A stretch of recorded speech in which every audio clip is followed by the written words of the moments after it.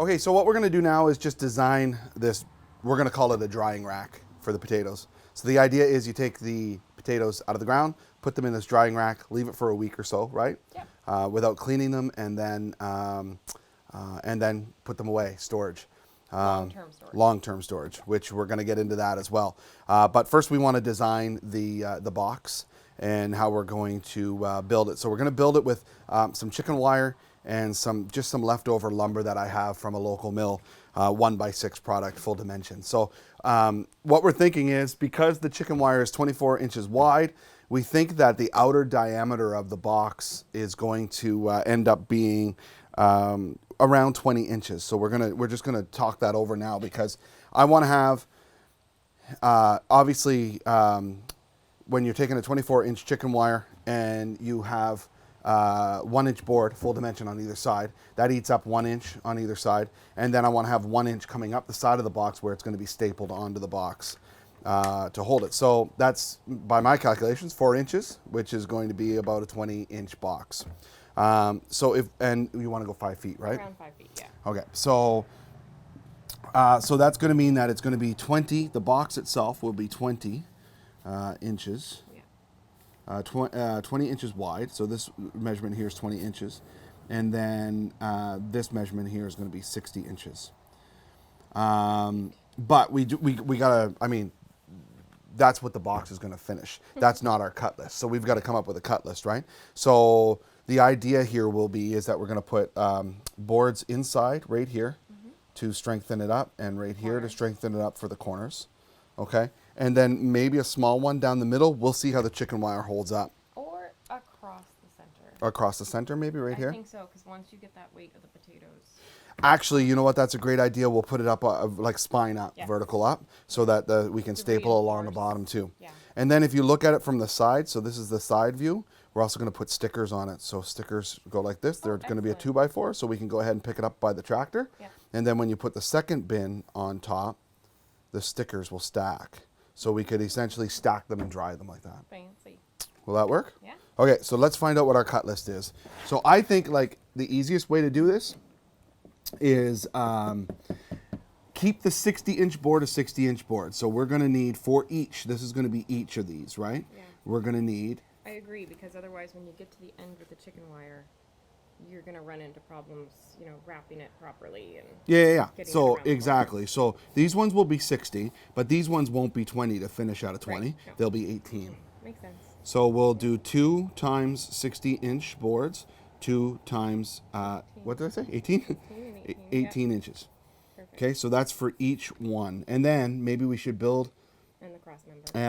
And the cross member. So that's actually 3 18s for each one of those. Okay. And so how many of these do we want to build? I say 3. I would start with 2. You want to start with 2? And see, once we know what we're doing, see what our harvest looks like this year. And then go from there. If we need an extra one. Because it's small potatoes too, right? Like they're not Yeah. massive potatoes. So No. And okay. we've already harvested quite a bit. Okay. So the idea then will be is we'll build these, then we'll take the tractor over to the garden with the bucket, fill up the bucket, bring it back over here, and start spreading them out inside those bins. Then stack them somewhere out of the weather. Probably in the evening, because we need to let them sit just for a couple hours out in the garden once they've been harvested. Do we just let them sit on the ground, or? Yep, Okay. just on top of the ground, just Cool. so that the dirt dries around them and it starts that curing process. Right. If we start moving them around too much, we're going to nick the skins, Okay. bruise them up, and then we'll be in trouble later on. So as a twist to this whole thing, I'm not going to be building this or getting the supplies together or any of that. I did haul out the saw for you and did. got that all set up. That's an awkward saw. We had to borrow our neighbor's saw. Thank you, Dale. A million loves and hugs and kisses, because my brother has borrowed my chop saw, and well, it's an hour and a half away, and I don't want to go get it. So that's the story there. So Mrs. A is going to build the whole thing herself. She's going to use the pneumatic nailer and the chop saw, all things you've done before when we built the recording studio. All the fun stuff All that the I don't fun get to stuff. do anymore because we're done building The studio. stuff. Yeah, for now. For now. Okay, so let's get at this. We're gonna cut up some wood and we're gonna follow Mrs. A as she gets it done. First, you got to get on the tractor though and go get all the raw lumber. Ready? You left it all over there on purpose. I did. Yeah. All right, let's do it. Here we go.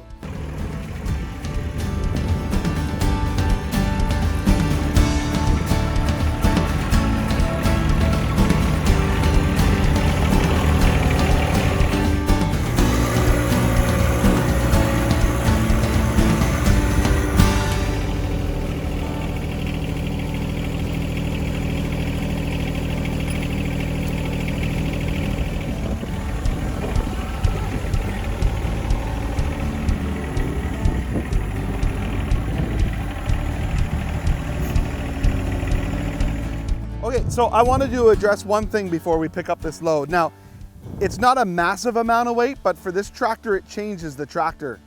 Mrs. A doesn't have a lot of experience picking up things. She's done a little bit of loader work so far, and she's done a heck of a lot of lawn mowing work. But it's important that people understand how dangerous picking up loads can be. Now, I've been a forklift operator for pretty much my entire life, and a tractor operator for quite a while.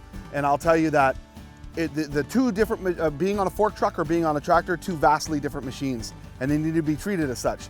So I'm gonna teach Mrs. A how to pick up this load off camera so that she is safe and secure with it. We're going to utilize the ballast box by placing it at certain heights, and we're also going to pick up the load from the center. We're not gonna carry it very high, all those rules. So you're gonna see Mrs. A kind of smoothly pick up the load, but we're gonna have a little bit of practice off camera to make sure that she's safe and that the machine's safe and that the property's safe. Because really, when you pick up a load that's this long, you have to think of it this way. When you pick up a load that is nice and long, it becomes part of the tractor when you pick it up. It's no longer just a load you're picking up, it's part of the tractor. So you have to think about the weight that's out there because it's gonna rock you a little bit. You have to think about the length that's out there that you can hit something. So we're gonna cover all of that, and then we'll watch as she takes the load to the garage, which is, like we said before, about 100 yards away from here. So let's get to it. You get on the tractor and we'll figure it out. Quite a bit of this right now. So are you ready to go ahead and move this load? Okay, so you understand that this is probably the most dangerous thing that you'll do with the tractor, right? Okay, great. So we're gonna do it really slow. We're gonna do it really slow, and in fact, you're gonna go into low gear, okay? So that you don't have the option to go any faster. Okay? So what you're gonna do right now is you're gonna turn the wheel all the way to the hard right, and you're gonna drive into that bush a little bit so that we can grab some space in the back end of the tractor. Okay, so hard right, and then move forward, go into low gear. Yeah, exactly. Really lucky because Mrs. A is probably one of the smartest people I know, and she's a very quick study. No, you're not actually in gear. There you go. Of course, I say that and she misses the gear shift. Okay, that's good. Cut hard left and back up now. And let's move the dog. Come on, dog. Let's go, Sam. Come on, babe. Oh, she's revving things up over there. She's getting comfortable, folks. Oh, we got one board that's giving her trouble there on the bottom of that, but that's okay. Okay, so you're gonna wanna stay where it's most level. You're also gonna wanna bring your forks down as close as you can without rubbing the ground. And come on over. Yeah, that's about it.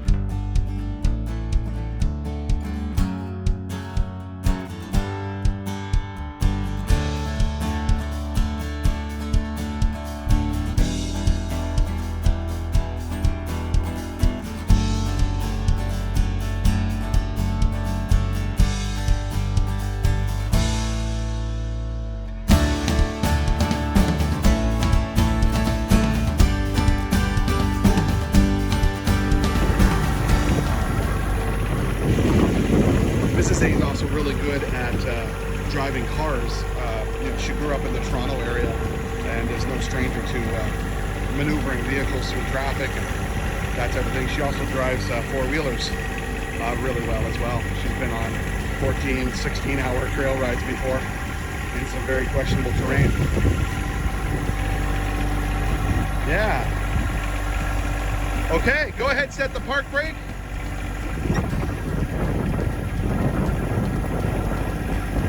And let's get building. So we got the tractor over here. Mrs. A did. Champ. And we got all the wood picked out that we're going to cut from. There's a lot of scrap on here that'll just become firewood. But we ant wood that we've got to cut out.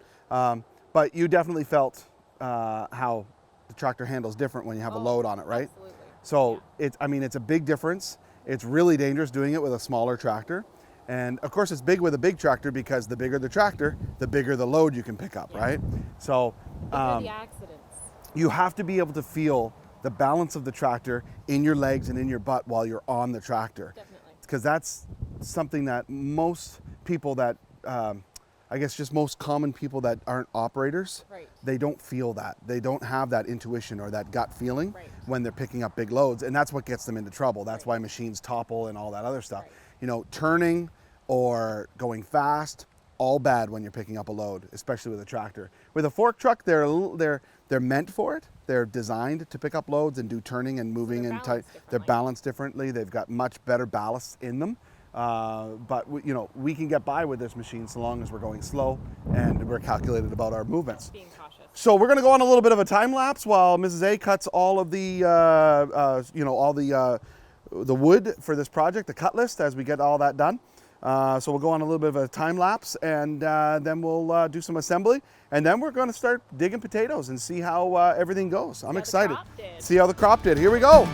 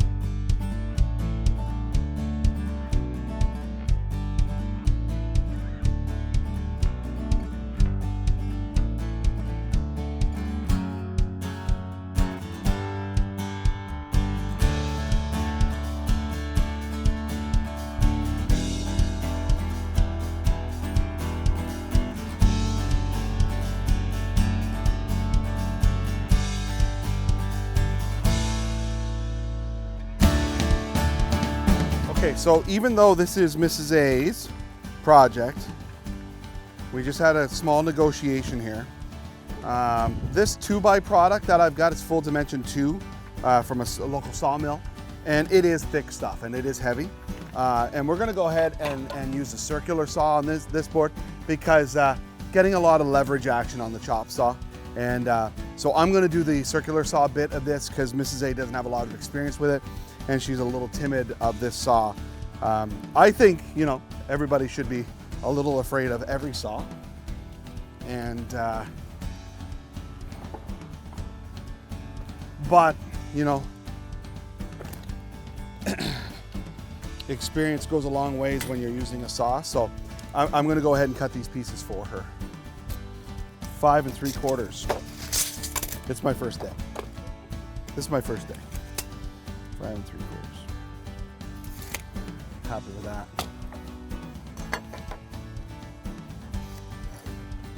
Was that edge pretty well square? Yeah, pretty good. I mean, we're not building a piano.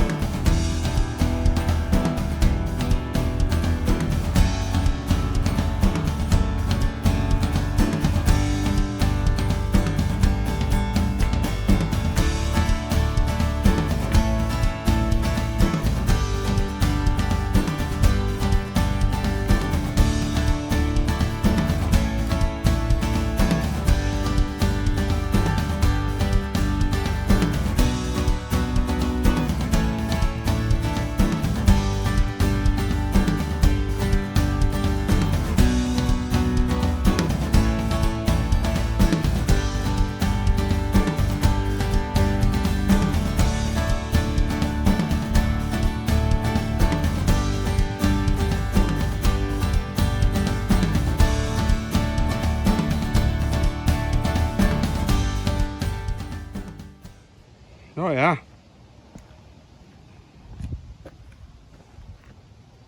I like it. Yippee. It's rough, but it's all we need. Cool beans. Now you're gonna staple that one after lunch? Yes. Awesome. Gonna put the stickers on it too? Yes. Yes. Yes. Perfect.